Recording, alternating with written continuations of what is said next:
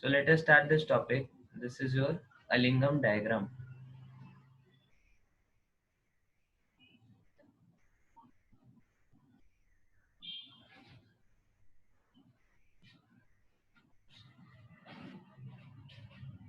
Okay. So what is this Alingam diagram basically? Alingam diagram relates your delta G to temperature. Okay. So it is a curve between change in Gibbs free energy, that is delta G, along with temperature. Okay. Let us say this line represents delta G is equal to 0. Okay. So the upper portion, this represents delta G greater than 0, and the lower portion, it represents delta G less than 0. Okay. Okay. So what is your Alingam diagram basically? So your Alingam diagram is the graph. Okay. It is a GRAPH. It is a graph of delta G for formation of formation of any oxide, any oxide using 1 mole of oxygen. Okay. So using 1 mole of oxygen, what is the value of delta G that is coming? That is a Alingam diagram. Okay. So for example, let us say there is a reaction like this: M plus X by 2 moles oxygen. It is forming, let us say, mm, MOX. This is the oxide. Okay. So you can multiply this whole reaction by 2 by X. So 2 by X M plus oxygen. 2 by X mole M. Okay. So the delta G for this reaction, that is going to be represented by your Alingam diagram. Okay. For 1 mole of oxygen we are concerned. So 1 mole oxygen, 2 by X moles of this. So this is the delta G that is going to be represented in the Alingam diagram. Okay. So now there are three important reactions in this regard. Okay. Three important reactions. Basically, three cases that we are going to consider. First case, let us say, is carbon solid burning in oxygen. Okay. It is going to produce CO2 gas. Okay. Second reaction is your carbon solid burning in the presence of CO2 gas to form 2 moles of CO gas. Third reaction, 2 moles of CO gas plus oxygen gas is forming 2 moles of CO2 gas. Okay. Okay. So for all these reactions, you can calculate the delta S. Okay. What is delta S? Delta S is the change in entropy. So here you have one gaseous molecule on product side and one gaseous molecule on reactant side. So delta S can be approximated to be 0. Okay? Because one molecule of gas is getting burnt and one molecule of gas is getting formed. So overall delta S can be entropy change can be 0. Okay? Here 2 moles of gas are getting formed and 1 mole of gas is getting destroyed. Okay? So for this process, delta S will be greater than 0. Entropy of the system is increasing because more gaseous products are formed than what is consumed. Okay? For this reaction, 3 moles of gas are consumed, 2 plus 1. That is 3 moles of gas are consumed and just 2 moles are getting formed. So for this reaction, delta S will be less than 0. Okay? Now, what is the relation between delta G and T? So you have learned this in thermodynamics. Delta G equal to delta H minus T delta S. Okay. So from this equation, you can understand that if you draw a curve between delta G and T, so it is going to be something like y is equal to, let us say this is a constant, T is your x minus mx. Okay, where m is going to represent the slope, and that is given by your, or you can, that is given by your minus of delta S. ठीक है? So from this curve, from this equation, can you draw the curve of this equation, these three reactions, 1, 2, and 3? Okay. So I'm drawing it. Let us say for 1, it is something like our reaction delta S is 0. Okay. Delta S is 0 means the slope is 0. So our reaction will go something like this. Okay. This can be your uh, reaction number 1. Okay. Slope, a horizontal line. Okay. Then for second reaction, here the delta S is positive. Delta S positive means slope is negative. Okay. So for 2, you can draw the curve something like this. This is the curve for 2. Okay. And let us say for 3, you have to draw this curve. Delta S is less than 0. Delta S is less than 0 means slope is greater than 0. So for 3, the curve will go something like this. This is your reaction 3. Okay. This. Now something very interesting. Till now, anyone has any doubt in these, in whatever is taught in till now? यहाँ तक किसी को कुछ पूछना है? Sir second वाला decrease हो रहा है या इंक्रीज हो रहा है? सेकंड वाला डिक्रीज होगा ना. सेकंड वाले का डेल्टा एस ग्रेटर देन 0 है तो स्लोप निगेटिव आएगा. सर वो तो माइनस डेल्टा है सर. हाँ तो स्लोप तो माइनस. हाँ समझ में आया. Delta S is a positive number तो स्लोप कोई नेगेटिव नंबर होगा तो ऐसे इसीलिए डिक्रीज किया. अच्छा अच्छा अच्छा. हाँ. ठीक है. ओके.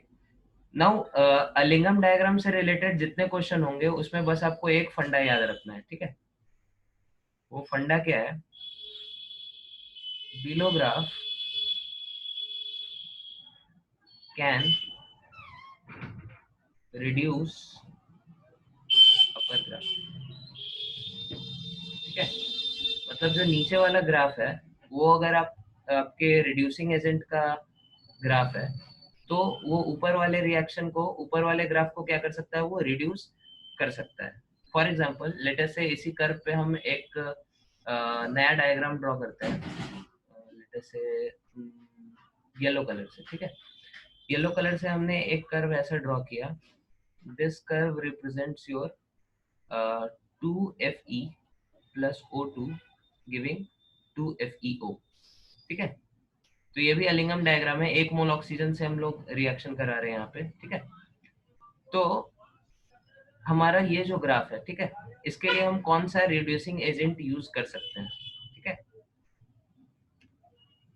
तो अब एक चीज देखिए, ये जो टेम्परेचर है हमारा, this temperature comes out to be 710 degree Celsius. ठीक है. ओके. तो यहाँ तक पहले सब आप नोट करिए क्योंकि मेरे को थोड़ा स्पेस चाहिए. तो ये सब नोट कर लीजिए जल्दी से, फिर हम कुछ पोर्शन मिटाएंगे इसका.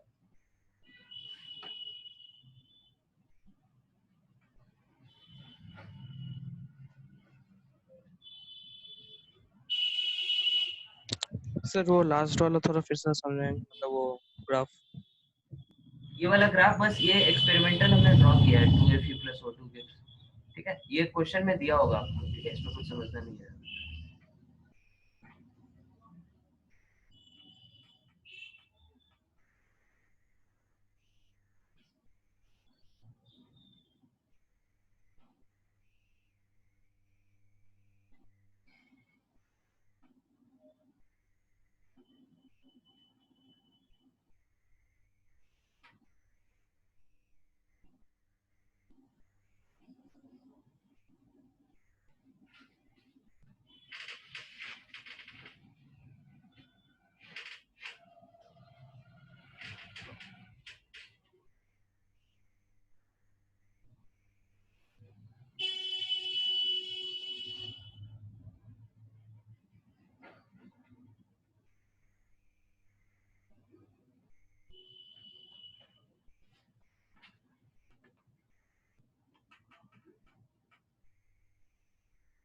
इसको नोट कर लिया सबने? हटाए? Yes yes sir. ओके. तो पूरा नहीं हटाना हमको, बस कुछ पोर्शन हटाना है इसका.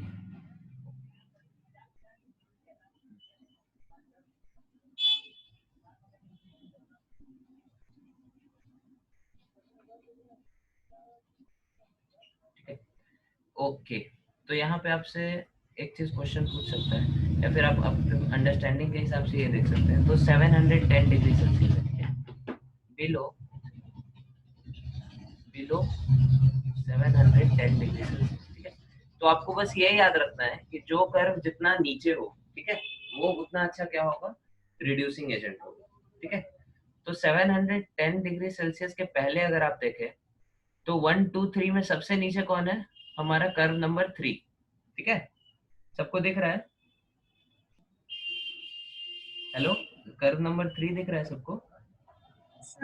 हम्म, तो कर्व नंबर 3 के हिसाब से हम लोग क्या कह सकते हैं, below 700 degree Celsius curve number 3 हमारा किसको रिप्रेजेंट करता है, इसको। और ये कौन सा रिड्यूसिंग है, कार्बन मोनोऑक्साइड। तो carbon monoxide is a better reducing agent in comparison to curve number 1, ठीक है, क्योंकि 1 हमारा रिलेटिवली ऊपर आता है। तो कार्बन के कंपैरिजन में क्या है, हमारा carbon monoxide is better reducing agent. ये पॉइंट क्लियर हुआ सबको? जबकि आप जब भी इससे रिलेटेड आपको क्वेश्चन है कि which is the best reducing agent out of all this, तो उस टेम्परेचर पे आप तीनों का कर्व देखो और जो भी सबसे नीचे होगा that will be the best reducing agent, ठीक है। क्योंकि उसके लिए क्या है, डेल्टा जी सबसे ज्यादा निगेटिव है। डेल्टा जी जितना ज्यादा निगेटिव हो उतना ज्यादा रिएक्शन क्या होगा, हमारा स्पॉन्टेनियस होगा। क्लियर है सबको? Yes, sir. ठीक है। फिर अबव 710 डिग्री सेल्सियस देखते हैं, ठीक है। तो 710 डिग्री सेल्सियस के बाद क्या हो रहा है, हमारा सबसे नीचे कौन सा कर्व है, 2, ठीक है। ठीक है, क्लियर है सबको? और 2 किसको रिप्रेजेंट करता है, 2 हमारे इस रिएक्शन को रिप्रेजेंट करता है, ठीक है। तो यहाँ पे क्या होगा, carbon will be better reducing agent in comparison to carbon monoxide.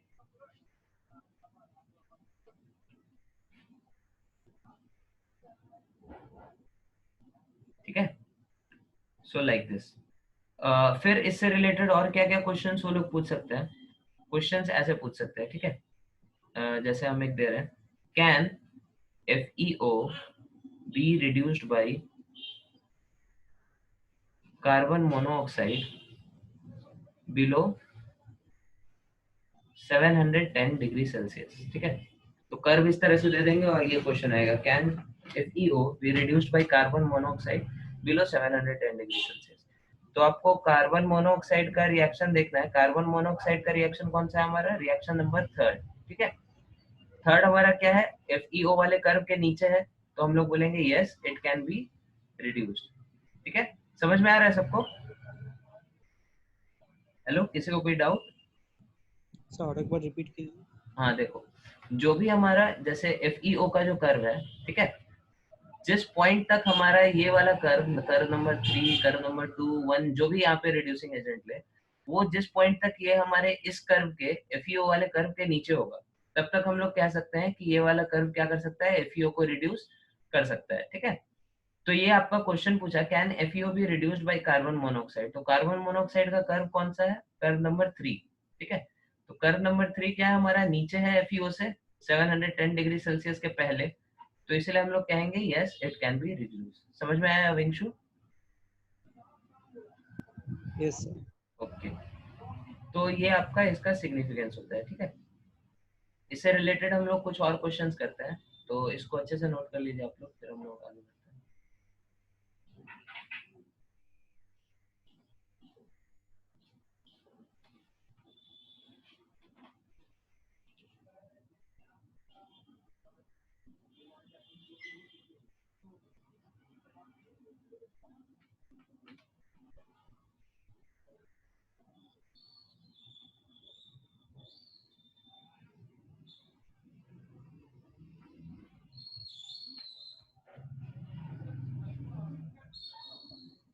इसको नोट कर लिया, हटाएं?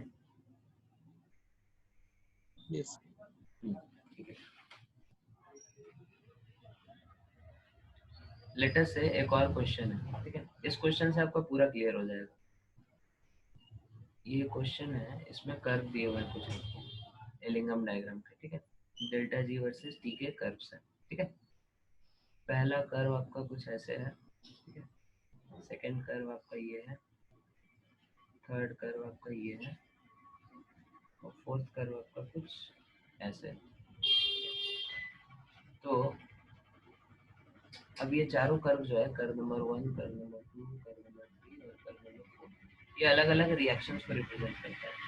पहला रिएक्शन है S plus O2 gives SO2, ठीक है। यहाँ पे S सल्फर नहीं है, S कोई भी एलिमेंट है S, ठीक है। सेकेंड रिएक्शन है हमारा T plus O2, ये T भी हमारा क्या है, कोई एक एलिमेंट है, ठीक है। थर्ड किसको रिप्रेजेंट करता है, U plus O2 gives UO2, तो STU ये सब क्या है, हमारे अलग अलग एलिमेंट्स है, ठीक है। और फिफ्थ एलिमेंट है हमारे V plus O2 gives VO2, ठीक है। इन सब के कर्व्स को हमारा ये 1 2 3 4 क्या कर रहा है, इन रिएक्शंस को रिप्रेजेंट कर रहा है, ठीक है। तो हम क्वेश्चन लिख रहे हैं, ठीक है। क्वेश्चन का पार्ट ए है, इधर लिखते हैं पार्ट ए।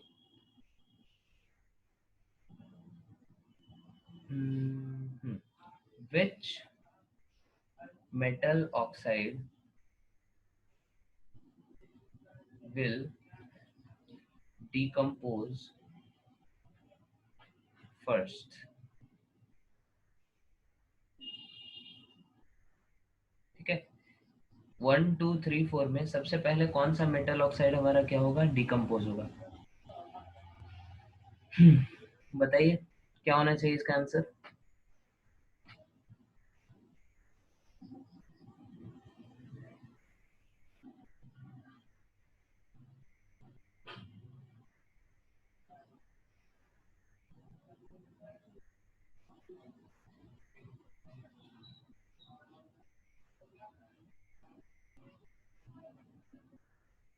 कुछ चमक नहीं रहा है। देखो हमने क्या बताया, जो चीज, हाँ बोलो अंशु। 3 होगा। 3 नहीं, वन 1 नहीं, 1 नहीं होगा। हाँ 1 होगा, करेक्ट करेक्ट, 1 होगा, 1 होगा, correct, sorry. 1 will be the correct answer, ठीक है। देखो जो चीज जितना ज्यादा ऊपर हो, ठीक है, नीचे वाला उसको उतने आसानी से रिड्यूस कर सकता है, ठीक है।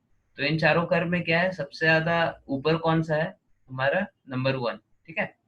तो वो सबसे पहले क्या होगा, डिकम्पोज करेगा ऑक्साइड में, ठीक है। Okay, second question, which of the following, मतलब फॉलोइंग मतलब STUV में, ठीक है, which of the following metal oxide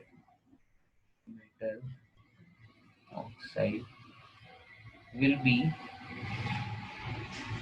reduced by U at all temperature। इसका आंसर कौन बताएगा, इसका आंसर एक सेकेंड, इसका आंसर, हाँ अमीशा आप बताइए। सर 2 इसका आंसर मल्टी करेक्ट है एक्चुअली, एक से ज्यादा आंसर करेक्ट हो सकता है। 1 and 2 1 and so 2 1 and 2 correct correct, ठीक है। तो U हमारा क्या है, U हमारा नीचे है, किसके नीचे है, 1 और 2 के नीचे है, तो इसलिए इसका आंसर क्या हो जाएगा, 1 और 2, ठीक है। ठीक है, नेक्स्ट क्वेश्चन ट्राई करते हैं। नेक्स्ट क्वेश्चन है which of the following will be reduced by U only at high temperature। इसका आंसर अविंशु देंगे। अविंशु आप बताइए इसका आंसर क्या होना चाहिए।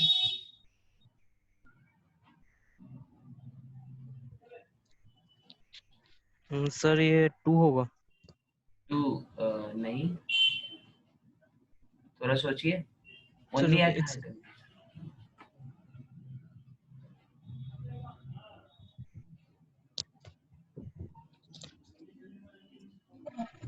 सर 4।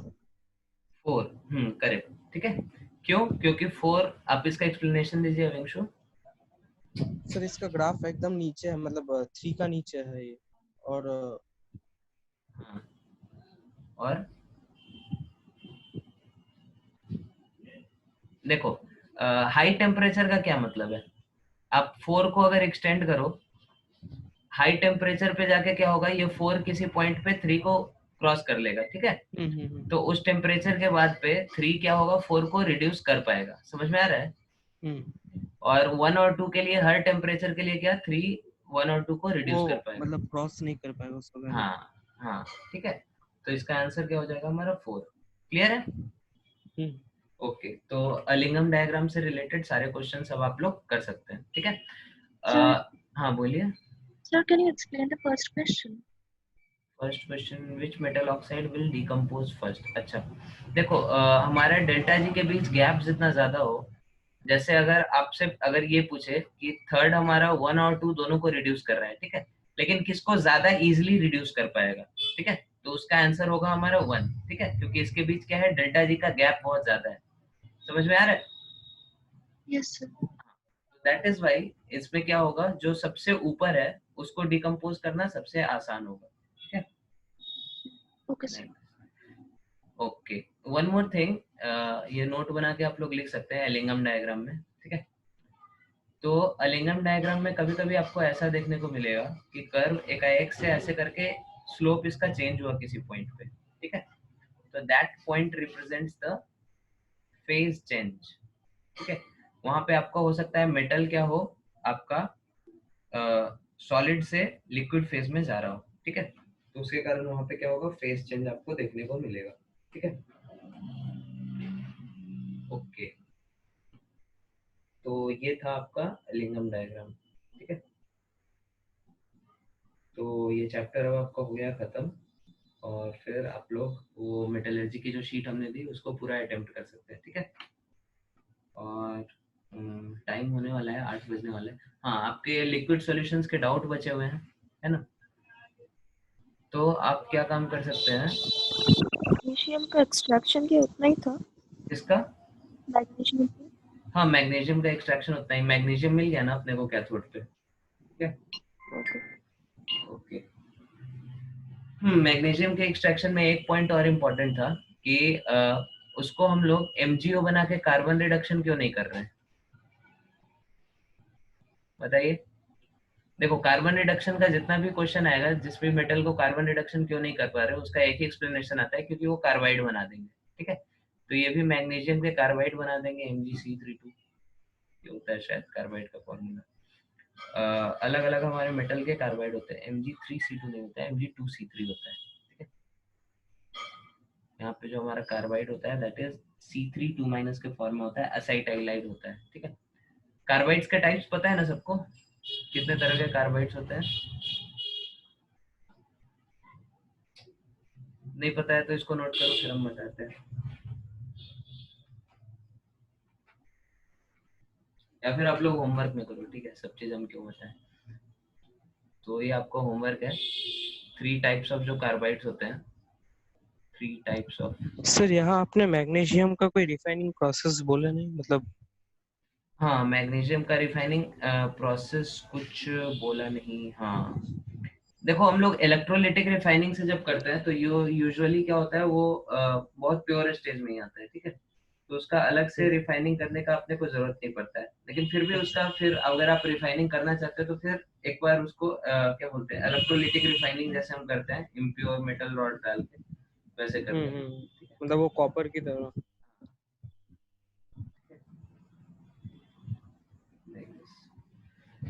तो आपका होमवर्क ये हो गया, 3 टाइप्स ऑफ कार्बाइड होते हैं, हम नाम बता देते हैं, आप गूगल करना तो मिल जाएगा। एक होता है मिथेनाइड, ठीक है, एक होता है असीटाइलाइड, ठीक है, और एक होता है अलाइलाइड, ठीक है, ये वाई है यहाँ पे, ठीक है। तो ये 3 तरह के कार्बाइड होते हैं, आप होमवर्क में पता करके आना कौन से मेटल्स हैं वो कौन सा कार्बाइड बनाते हैं और उसका फॉर्मूला क्या है। So this is your homework number 1। या फिर एक काम करो, आप इस पूरे को नोट करो, हम एक फ्रेश पेज पे आपको होमवर्क लिख के देते हैं।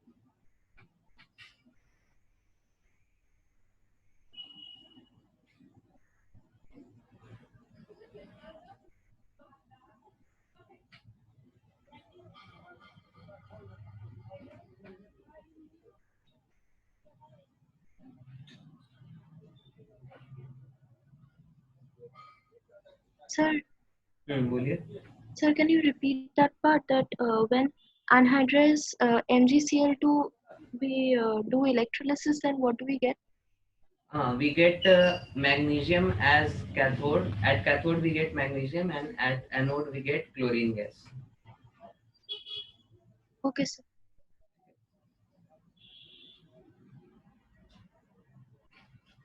नोट कर लिया, हटाए इसको.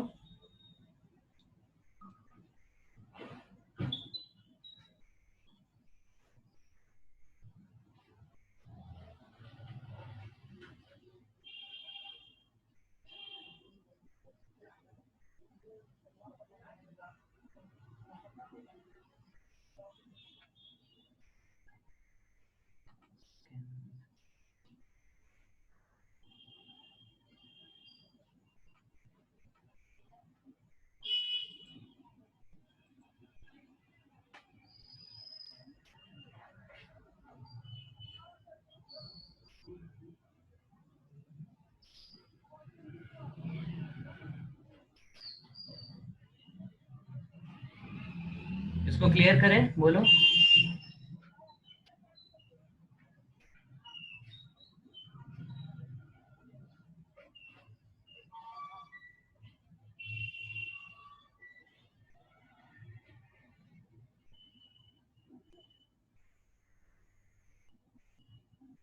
बोलो और को, इसको नोट कर लिया, हटाएं.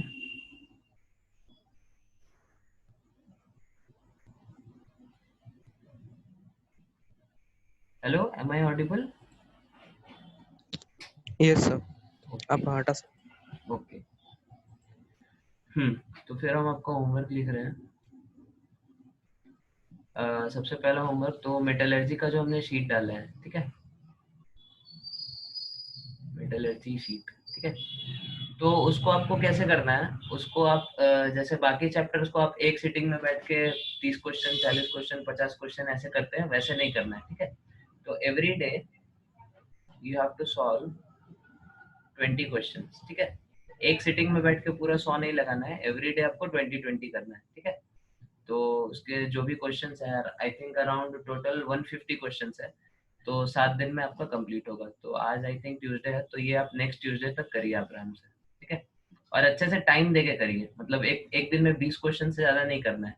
तो इससे होगा ये कि जब आप आज 20 क्वेश्चन करेंगे तो फिर उसको आंसर अपना मैच करेंगे, फिर आपको लगेगा कि कुछ पोर्शन आपका मिसिंग है, ठीक है. तो फिर आप नोट्स रिवाइज करेंगे, फिर अगले दिन जब 20 क्वेश्चन करेंगे फिर कुछ गड़बड़ करेंगे, फिर नोट्स रिवाइज करेंगे.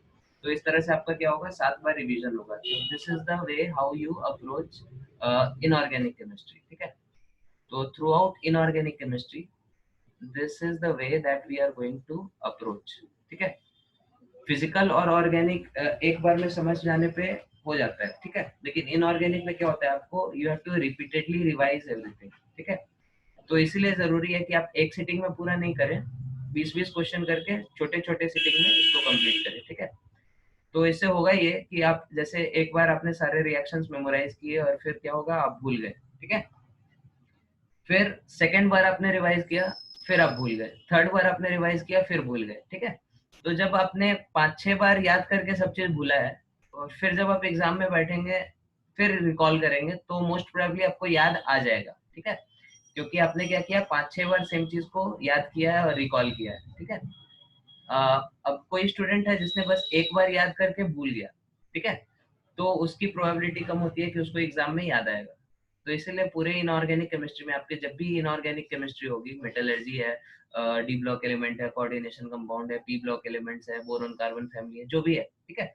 तो जब भी इनऑर्गेनिक का आप रिवीजन करें तो 10 क्वेश्चन रैंडमली करने का, और फिर पूरा चैप्टर रिवाइज करने का, फिर अगले वीक 10 चैप्टर करने का, फिर रिवाइज करने का, ठीक है. Like this is how you are going to approach inorganic chemistry, ठीक है. This was the first thing, कि how to solve, ठीक है, how to solve, ठीक है. इसके अलावा what you have to do, you have to keep a record of all important reactions, ठीक है, all important reactions, ठीक है. तो इस चैप्टर में जैसे बहुत सारे आपको इम्पोर्टेंट रिएक्शंस हैं, जैसे हम एक बार सारे का लिस्ट ले लेते हैं ताकि आपको कलेक्ट करने में आसानी हो, ठीक है. जैसे इस चैप्टर के स्टार्टिंग में हम लोगों ने कहाँ से शुरू किया था, फ्लोटेशन, हाँ, कैल्सिनेशन के जितने भी रिएक्शंस हैं, ठीक है, और फिर रोस्टिंग के जितने भी रिएक्शंस हैं, ठीक है. और क्या क्या रिएक्शंस थे इसमें, अलग अलग वर्ड्स के आप देखे थे, ZnS का था, है ना, FeS2 का था, तो ये सारे रिएक्शंस, ठीक है। उसके बाद इसमें और कौन से रिएक्शंस आए, फिर हम लोगों ने लीचिंग देखा था एल्युमिनियम का, ठीक है, लीचिंग ऑफ एल्युमिनियम, ये एक इम्पोर्टेंट रिएक्शन है, ठीक है। इसके इसके बाद फिर हम लोगों ने कौन सा रिएक्शन देखा, पोलिंग में हम लोग का एक रिएक्शन,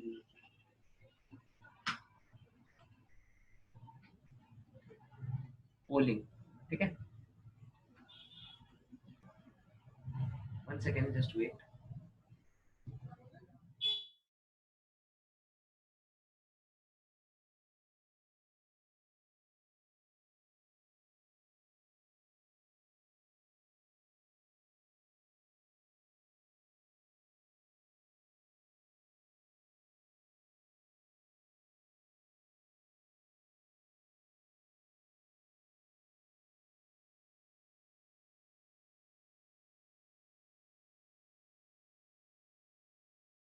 ओके, तो पोलिंग का ये रिएक्शन होता है। इसके अलावा इसमें और कौन से रिएक्शन थे, मॉन्ड्स प्रोसेस के रिएक्शन थे, ठीक है। आपका वान अर्कल प्रोसेस का था, वान अर्कल डी बॉयर, ठीक है। और कौन कौन से रिएक्शन थे, आयरन के एक्सट्रैक्शन में पूरा CFSR, ठीक है, हर एक जोन में अलग अलग रिएक्शंस थे, ठीक है। देन नेक्स्ट इज और कौन सा रिएक्शन हमने पढ़ा, हाँ, एल्युमिनियम के रिएक्शन में जो हमने कौन सा, बेयर्स प्रोसेस, बेयर्स प्रोसेस का जो रिएक्शन है, ठीक है। और फिर और कौन सा रिएक्शन देखा था, हॉल्स प्रोसेस, फिर सरपेक्स प्रोसेस, ठीक है। और क्या था, सेल्फ रिडक्शन के जो जो रिएक्शंस थे, तो भूल गए, सेल्फ रिडक्शन के जो जो रिएक्शंस थे, ठीक है। और कौन सा रिएक्शन है, आप लोग भी थोड़ा रिकॉल करो। मैक अर्थर फॉरेस्ट साइनाइड प्रोसेस, ठीक है, this is also very very important reaction. और कौन सा रिएक्शन था, चलो इतने से आई थिंक हो जाना चाहिए, ठीक है। तो जितने भी इनऑर्गेनिक केमिस्ट्री में आपके पास रिएक्शंस आ रहे हैं, उस सबको एक जगह नोट करो और उसको कोशिश करो डेली एक बार पूरा रिवाइज करने का, ठीक है, वो सारे रिएक्शंस को। So this is another thing that you have to do. You have to maintain this all the important reactions. ठीक है, जो अभी तक आप लोगों ने पढ़ा है मेटलर्जी में, उसको एक जगह आप नोट करके रखो, ठीक है। So बोलो, कुछ छूटा क्या? सर मुझे सीट नहीं मिला टेलीग्राम में। क्या सीट सर, सीट जो आप बोल रहे हैं 2 अच्छा क्वेश्चन अच्छा, लगाए, ओके ओके वो ओके, क्वेश्चन नहीं मिला ना। हाँ, मेटलर्जी का शीट हम अपलोड कर देंगे ग्रुप में, ठीक है। ओके, और कुछ? सर आपने मेटलर्जी का शीट दिया है? मेटलर्जी का शीट हमने दिया ना ग्रुप में। अच्छा नहीं, ये आर्यन या भागलपुर का अलग व्हाट्सएप ग्रुप है, ठीक है, उसमें शायद हमने नहीं डाला है। ओके, और किसी को कुछ डाउट? चलो ठीक है, तो डाउट नहीं है तो इसका जल्दी से आप ये नोट कर लो, फिर हम लोग क्लास कंक्लूड करते हैं, ठीक है। और हाँ, एक चीज तो हम भूल ही गए बताना, आपका जो ये डाउट था लिक्विड सॉल्यूशंस का, ठीक है, तो इसको क्या करें, एक काम करो, आप लोग जो भी क्वेश्चन डाउट है वो व्हाट्सएप पे डालो, ठीक है, हम एक जगह सॉल्व करके आपको सॉल्यूशन भेज देंगे, ठीक है, PDF बना के, ठीक है। I think that will be more effective, क्योंकि क्लास का नहीं तो टाइम चला जाता है, वैसे भी वीक में हम लोग के पास बस 4 घंटा रहता है।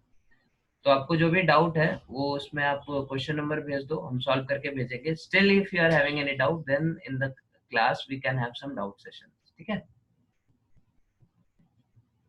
Okay okay sir. ओके, तो ठीक है, आप लोग नोट कर लिए इसको, हम मीटिंग एंड करें। Yes sir. चलो ठीक है, ठीक है, thank you very much. Thank you. Yes, sir. Thank you sir.